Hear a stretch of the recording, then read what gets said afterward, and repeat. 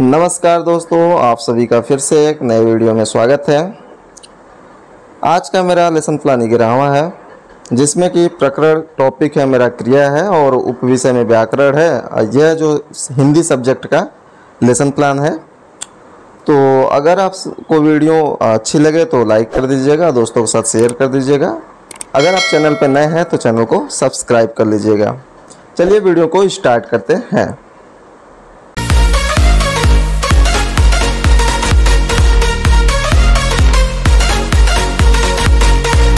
आज का मेरा यह पाठ योजना संख्या 11 है। सबसे पहले हम विद्यालय का नाम लिखते हैं, फिर दिनांक लिखते हैं, फिर विषय में हिंदी हो जाएगा। यहाँ छात्राध्यापक अपना नाम लिखेंगे। फिर यहाँ कक्षा 1 कक्षा 6 के लिए है। उप विषय व्याकरण हो जाएगा। प्रकरण जो टॉपिक है जो है हमारा क्रिया हो जाएगा। और चक्र लिख लेंगे, फिर विषय लिख लेंगे। यहाँ पर अवधि लिख लेंगे, यानी अवधि जो होता है 35 से 40 मिनट या 30 से 35 मिनट हो जाएगा। फिर इसके बाद हम सामान्य उद्देश्य आता है और इसमें सबसे पहला होता है छात्र क्रिया के बारे में अवगत हो सकेंगे। दूसरा होगा छात्र क्रिया के प्रकार के बारे में जान सकेंगे। तीसरा होगा छात्र समर्पक यानी कि सकर्मक मतलब पॉजिटिव सकर्मक क्रिया को परिभाषित कर सकेंगे। और चौथा होगा छात्र क्रिया के भेद को परिभाषित कर सकेंगे। और पांचवा होगा छात्र दैनिक जीवन में क्रिया और उसके भेद का उपयोग कर सकेंगे। फिर नेक्स्ट आता है विशिष्ट उद्देश्य। विशिष्ट उद्देश्य में पहला आता है ज्ञानात्मक उद्देश्य। इसमें पहला होगा छात्र क्रिया के बारे में ज्ञान प्राप्त कर सकेंगे। और दूसरा होता है छात्र दैनिक जीवन में क्रिया शब्द का प्रयोग सीख सकेंगे, जैसे आना, पढ़ना, लिखना, कूदना, भागना, दौड़ना, बैठना, पीना इत्यादि। और फिर नेक्स्ट आता है बोधात्मक उद्देश्य। बोधात्मक उद्देश्य में लिखते हैं हम छात्र क्रिया के माध्यम से अपनी बातों को दूसरों तक या दूसरों से कह सकेंगे। फिर नेक्स्ट आता है पाठ से संबंधित पूर्व ज्ञान। इसमें लिखते हैं छात्र या छात्रा क्रिया से संबंधित सामान्य जानकारी रखते हैं। फिर आता है नेक्स्ट शिक्षण सहायक सामग्री, जो कि इसमें लिखते हैं हम छात्राध्यापक निम्नलिखित शिक्षण सहायक सामग्री का उपयोग करेगा, जैसे में चार्ट हो गया। फिर आता है प्रस्तावना प्रश्न। प्रस्तावना प्रश्न में 3 कॉलम होती है, क्रम संख्या, छात्राध्यापक क्रिया और छात्र क्रिया होती है। इसमें सबसे पहला क्वेश्चन होगा मोहन क्या कर रहा है, तो बच्चे बोलेंगे मोहन पढ़ रहा है। फिर दूसरा क्वेश्चन होगा मोहन कहाँ पढ़ने जाता है, तो बच्चे इसका आंसर देंगे कि विद्यालय जाता है।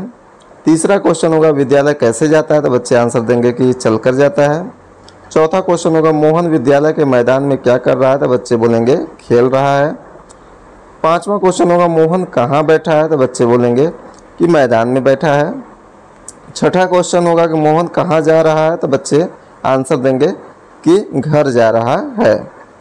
फिर आता है नेक्स्ट उद्देश्य कथन। उद्देश्य कथन में लिखते हैं बच्चों आज हम क्रिया के बारे में विस्तार पूर्वक अध्ययन करेंगे।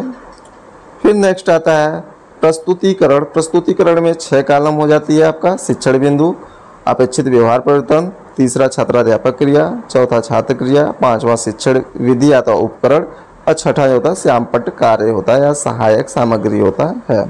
तो इसमें हम सबसे पहला लेंगे शिक्षण बिंदु में क्रिया ले लेंगे और अपेक्षित व्यवहार परिवर्तन में लिखते हैं छात्रा क्रिया को जो छात्र होंगे या छात्रा जो भी और क्रिया को परिभाषित कर सकेंगे। फिर छात्राध्यापक क्रिया में लिखते हैं कि इसका परिभाषा हम बताएंगे कि जिस शब्द से किसी कार्य का होना या करना समझा जाए अथवा व्यक्त हो उसे क्रिया कहते हैं, जैसे आना, जाना, मरना, करना, खाना, पीना, उठना इत्यादि। फिर नीचे नेक्स्ट आएगा उसके कि क्रिया के रूप जो होता है, क्रिया के रूप जो होता है लिंग, वचन और पुरुष के अनुसार परिवर्तित होते रहते हैं। और फिर छात्र क्रिया में लिखेंगे हम कि छात्र या छात्रा शिक्षक की बातों को ध्यानपूर्वक समझ सकेंगे या समझ रहे हैं। फिर इसको उपकरण में लिखते हैं निगमन विधि लिख देंगे और श्यामपट्ट कार्य में लिख देंगे कि धातु यानी संस्कृत में क्रिया को धातु कहते हैं। फिर आपका जो कि नेक्स्ट आएगा शिक्षण बिंदु अकर्मक क्रिया। अकर्मक क्रिया के बाद उसमें लिखेंगे अपेक्षित व्यवहार में लिखेंगे कि छात्र अकर्मक क्रिया के बारे में जान सकेंगे।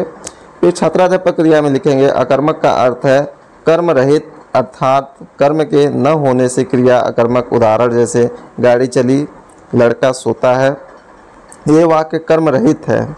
छात्र क्रिया में लिखेंगे छात्र शिक्षक की बातों को ध्यानपूर्वक सुनते हैं।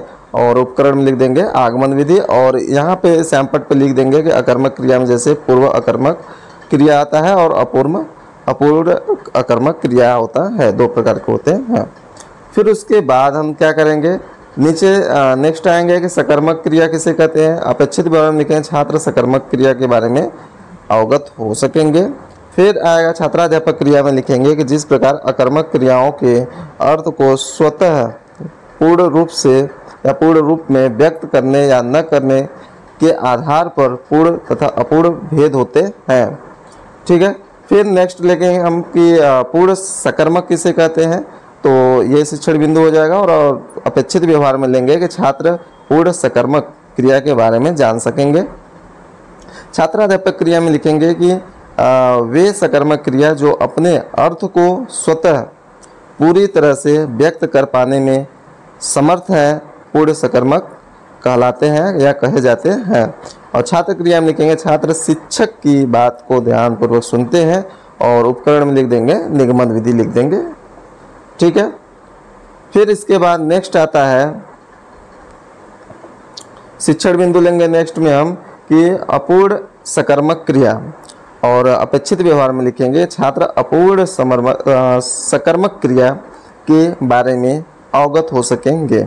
छात्राध्यापक क्रिया में लिखेंगे कि जिस या जिन सकर्मक क्रियाओं में कर्म के रहते हुए भी अर्थ को पूरी तरह से व्यक्त नहीं किया जा सकता है, वे अपूर्ण सकर्मक क्रिया कहलाती हैं या तो कही जाती हैं।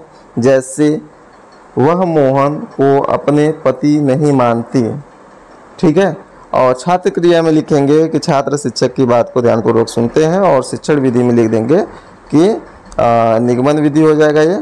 और फिर नेक्स्ट हम लेंगे शिक्षण बिंदु लेंगे क्रिया के भेद, और अपेक्षित व्यवहार में लिखेंगे कि छात्र क्रिया के भेद को जान सकेंगे।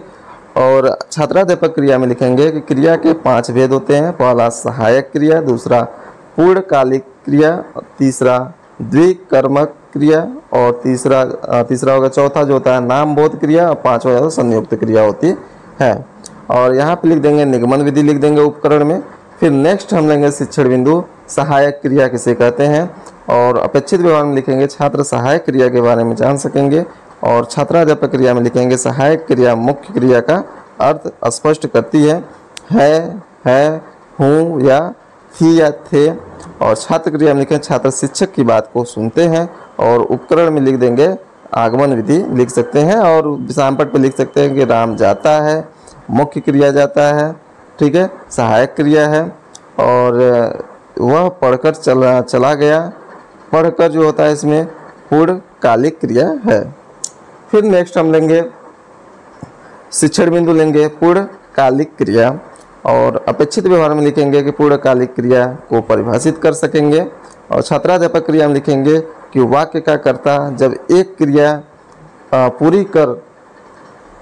को जो तो पूरी करके दूसरी क्रिया को प्रारंभ करता है, तो पहली क्रिया को पूर्णकालिक कहते हैं।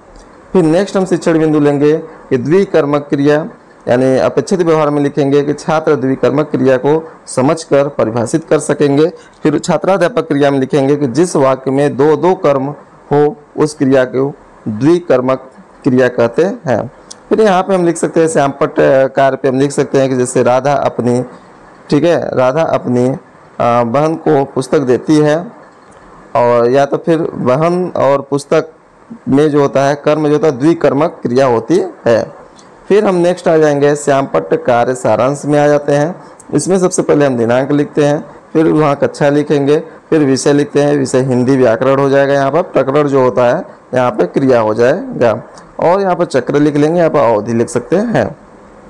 फिर यहाँ पे हम जो पिछले में जो पढ़ाया होता है जो श्यामपट्ट लिखते रहते हैं, वहीं हमारा जो होता है श्यामपट्ट कार्य सारांश तैयार हो जाता है।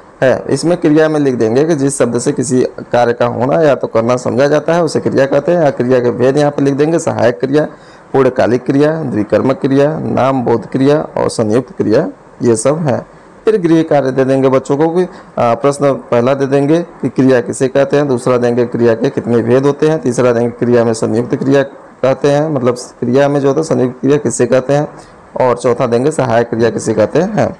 फिर इसके बाद हम लिखते हैं कि पर्यवेक्षक टिप्पणी और सुझाव लिखते हैं, यानी कि जो भी टीचर ऑब्जर्वर जो जाते हैं ऑब्जर्व करके, जो कि आपके टीचिंग के दौरान पीछे बैठ करके देखते हैं कि ये कितना अच्छा टीचिंग आप कर पा रहे हैं या तो अभी क्या क्या कमियां हैं, उसको उस चीज़ को वहाँ पे मेंशन करते हैं, आपको टिप्पणी या सुझाव में लिखते हैं कि नेक्स्ट टीचिंग में आप उसको सुधारें। फिर सबसे नीचे आपको लिख देंगे पर्यवेक्षक के हस्ताक्षर, तो वहाँ पर्यवेक्षक अपना हस्ताक्षर कर देंगे, तो आपका यह टोटली जो होता है लेसन प्लान कंप्लीट हो जाता है। Thanks for watching.